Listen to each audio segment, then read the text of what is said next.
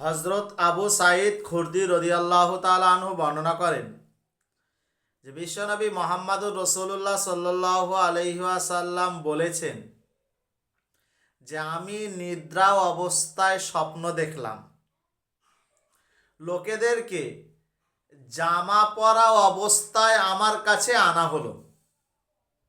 আমি দেখলাম কারোর জামা বুক পর্যন্ত, কিংবা কারোর জামা তার থেকে আরো খাটো। কিন্তু হযরত ওমর ইবনুল খাত্তাবকে আমার নিকট আনা হলো।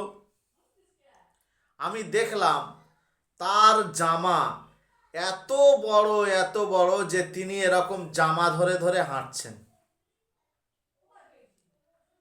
সাহাবা আজমাইনগণের আরজ করিলেন, ইয়া রাসূলুল্লাহ, ইয়া হাবিবাল্লাহ, এই স্বপ্নের তাবির আপনি কি ব্যাখ্যা করলেন? বিশ্বনবী মুহাম্মদুর রাসূলুল্লাহ সাল্লাল্লাহু আলাইহি ওয়াসাল্লাম বললেন, এর অর্থ হচ্ছে দ্বীন। সব থেকে বেশি ওমর ইবনুল খাত্তাব দ্বীনের সহি বুঝ এবং জ্ঞান হাসিল করবে।